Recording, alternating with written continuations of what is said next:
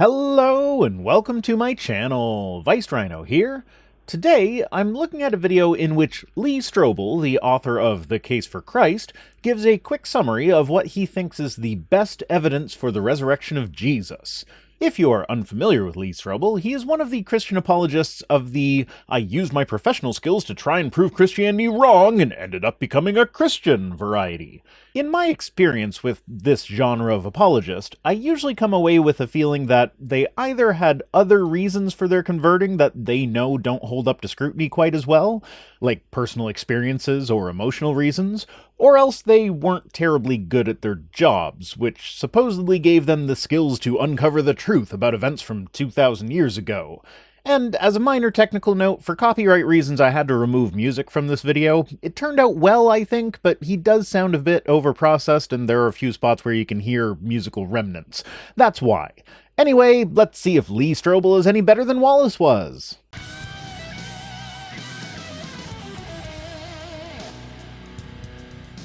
I like to look at the evidence for the resurrection in four categories. The first one is, did Jesus die on the cross? Was he dead? Really? Your first line of evidence is a question of whether some guy who existed 2,000 years ago died?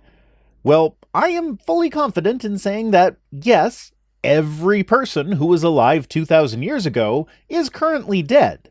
Now, I know this point is more about the method of death than the fact that he died. It's that he died on the cross. Well, I consider this to be such a mundane claim as to not even bother trying to fight against it. The idea that a guy could have been executed by the Romans in a way that the Romans were known to execute lots and lots of people is not really surprising at all.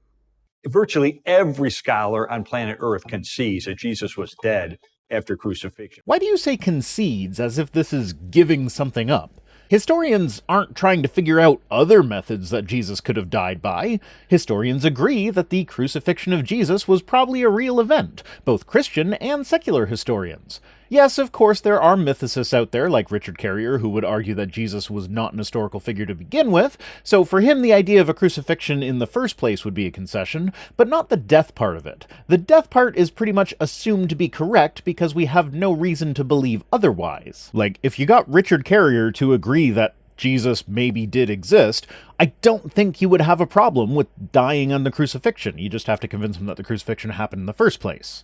We have no record of anyone anywhere ever surviving a full Roman crucifixion. The word full is doing a lot of heavy lifting in that sentence, because we have an account written by Josephus where he recognized 3 of his former acquaintances while they were being crucified, so he begged the Roman general Titus to spare them.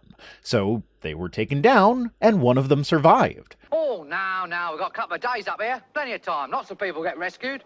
How does one differentiate between a full crucifixion and a non-full crucifixion, I wonder? I feel like the defining factor there would be whether or not the victim died, which would then make that sentence essentially be saying we have no record of anyone who died by crucifixion surviving the crucifixion that killed them. Well, duh. Even the Journal of the American Medical Association published a peer-reviewed scientific medical study of the evidence for the death of Jesus and said clearly the weight of the evidence indicates that Jesus was dead even before the wound to his side was inflicted. Yes, that comes from a 1986 paper called On the Physical Death of Jesus Christ. And while I do agree with its conclusion that Jesus died, and while the purpose of the paper was essentially to ask the question of whether a person put in the situations described in the Bible could hypothetically survive, the paper's purpose was not to question the truth of what the Bible was saying surrounding the events leading up to Jesus' crucifixion. So it is worth mentioning that this is the context of the study because they do essentially start with the assumption that the Bible is a perfectly accurate record of everything that happened leading up to the crucifixion. So if we take the Bible at its word, it is extremely unlikely for Jesus to have survived that ordeal. But we have no reason to just start with the assumption that the Bible can be taken at its word. The second category of evidence is the early accounts we have for the resurrection.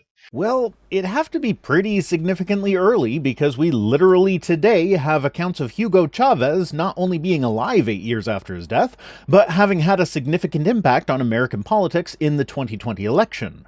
Of course, if you take the time to fact-check this, you'll find that it originated with a statement from Trump's then-lawyer Sidney Powell, who didn't actually say that Hugo Chavez directly interfered in that specific election, but rather that the companies that made the American voting machines used software that was developed at the direction of Hugo Chavez when he was alive to ensure that he never lost an election in Venezuela.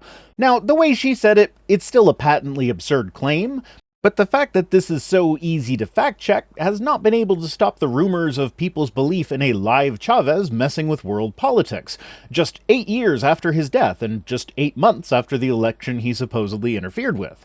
So, if nothing else, these events demonstrate that untrue rumors can spread very quickly, even when they are easy to fact-check.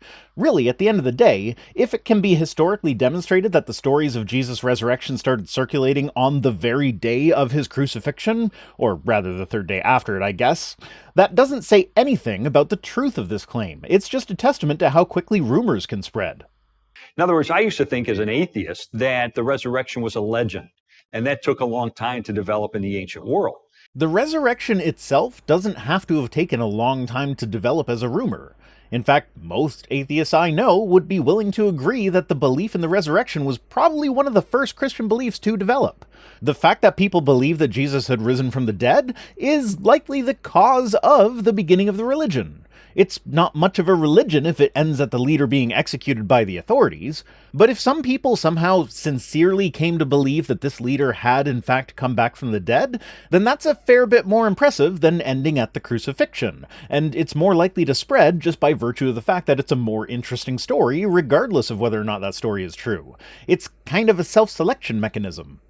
But what I learned is that we have preserved for us a creed of the earliest Christian church. A creed that is an eyewitness-based report of the resurrection of Jesus. Do we have any evidence that it's actually an eyewitness report? Because the creed itself, 1 Corinthians 15, for those of you unfamiliar, just essentially says, here's a bunch of people who saw Jesus.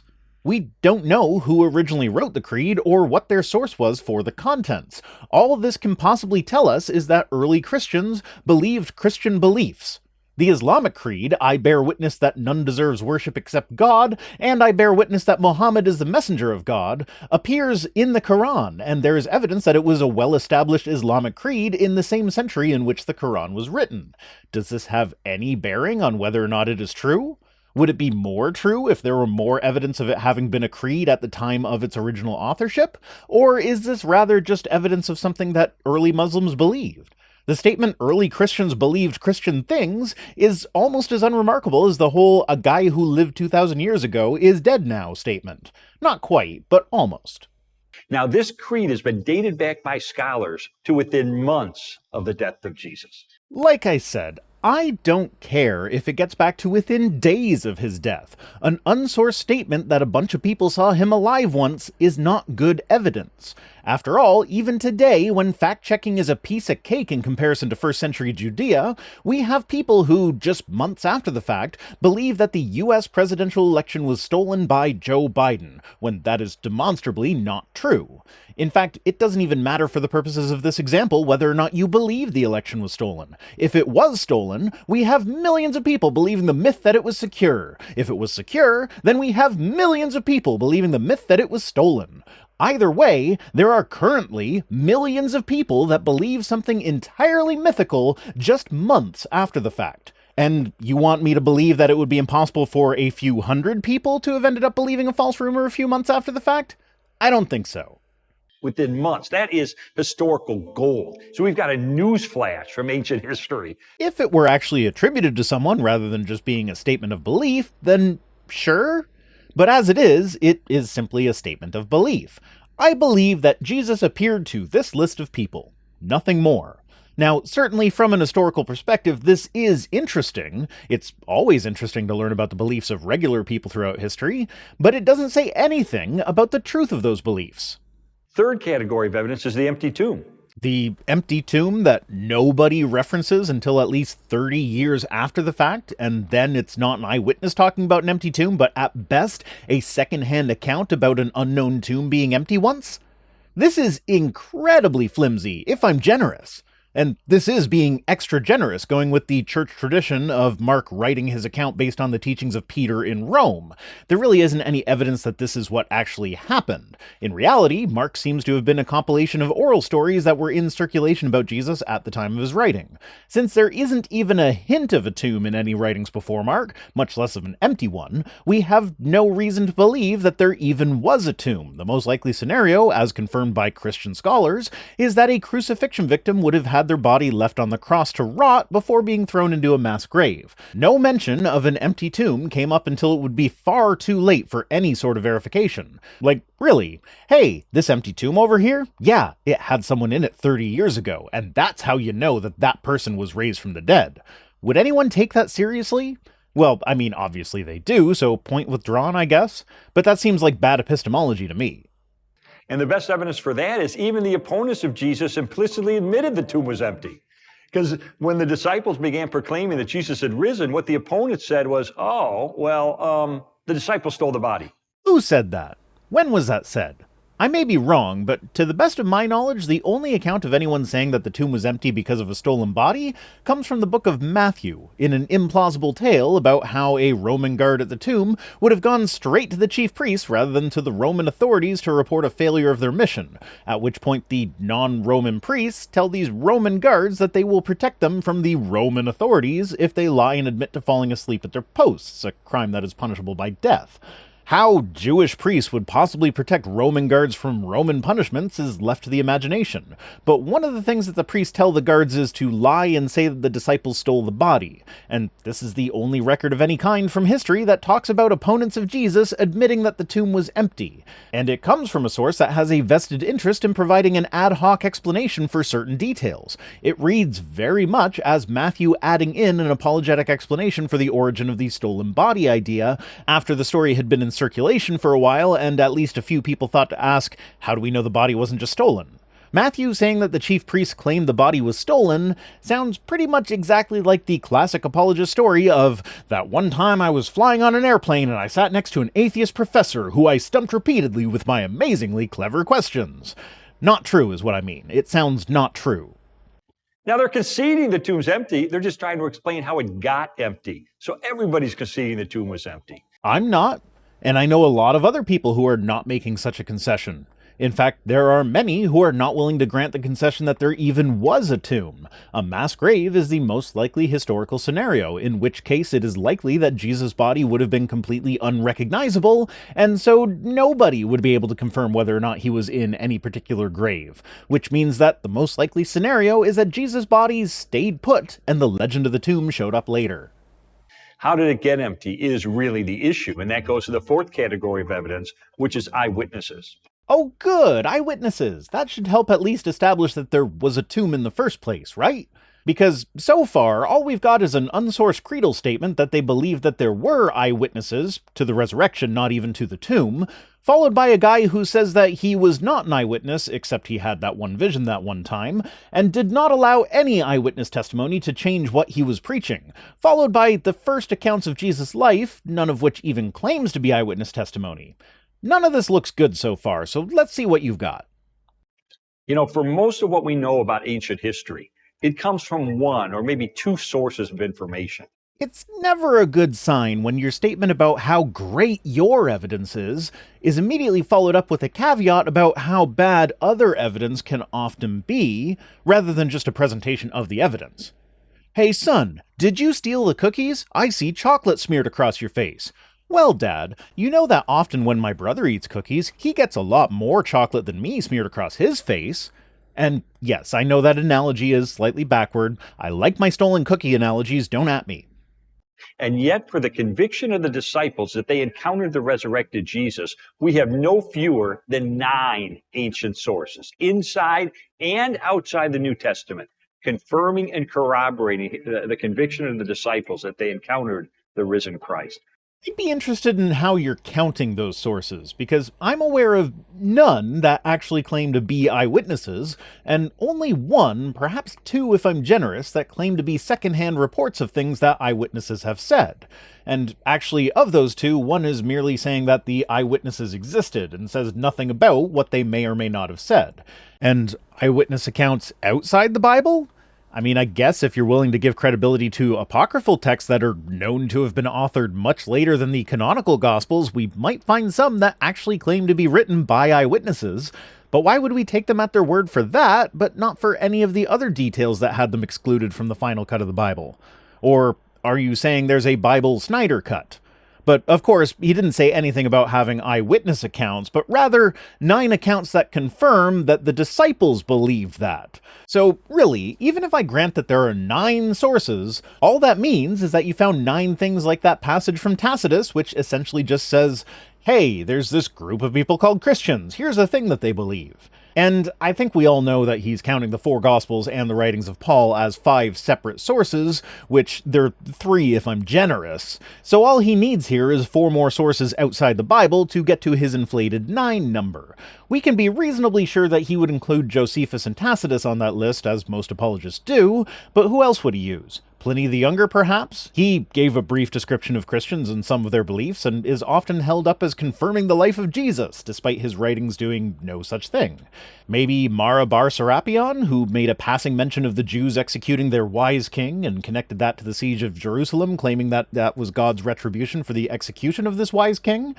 I don't know, there's a bunch of non-biblical passing mentions of Jesus, but they all suffer from the fact that they don't actually confirm anything about Jesus, just what people believed about him. And most don't even go so far as to say that the disciples encountered a risen Christ, as you're saying here.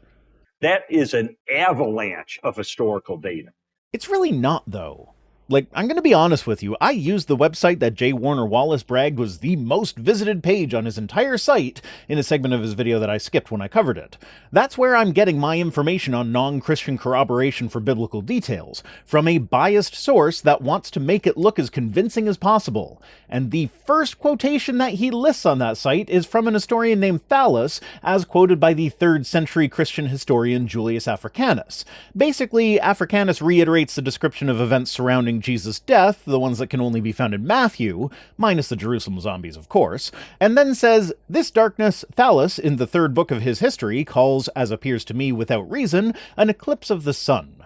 So, with an incredibly generous interpretation of this passage, we can conclude that Thallus mentioned an eclipse that happened specifically at the time of Jesus' death, from which Wallace extrapolates that this verified that Jesus lived, was crucified, and that there was an earthquake and darkness at the point of his crucifixion, which is not what Africanus claimed that Thallus said at all. Just the eclipse can be corroborated here, and even that can only be corroborated with an overly generous interpretation of the writing. So given that this seems to be the best that apologists can come up with consistently, I'm not terribly impressed. So you put all that together and you have a really good case for Easter. No, the really good case for Easter is that we celebrate Easter every year. If you want the case for the events behind Easter, though, you're gonna have to do better than Jesus died, 1 Corinthians 15, a tomb that is claimed to be empty at least 30 years after it's too late to check, and an appeal to historical corroboration that you leave unsourced. And when I look for the sources myself, it's like literally nothing. That's it for this one. Today's comment of the day comes to us from Andrew Owning, who says, I think the referrals to the Iliad are talking about the historicity of Homer, not the events in the story. This was on my video responding to the 700 Club, in which they asserted that historians don't question the authenticity of the Iliad, but they do question the authenticity of the Bible. They heavily implied that they were questioning the authenticity of the events recorded in the books, but if you're right and they were actually talking about the authors, then they're worse off than they would have been with their point as I took it, because there is a legitimate question of whether or not Homer actually existed. All that's really known about him is that the ancient Greeks attributed the Odyssey and the Iliad to him, and that's basically it. Which, granted, is actually a lot more than we know about the author of the Gospels. At least Homer had a name. Thanks for watching. Special thanks as always to my patrons, Mark McManus, Mark Hetcham, What Jesus, and all the rest, who are the bodies who were stolen from the tomb that is my channel. If you'd like to have your death start a religion, you can join us on Patreon for as little as $1 per week over at patreon.com/ViceRhino. If you feel so inclined, you can also support the channel through direct donation or my Amazon wishlist, which are linked in the description. If you'd like to listen to my videos in podcast form, the link for that is also in the description, as well as links to my social media accounts and my P.O. Box address. See you next time.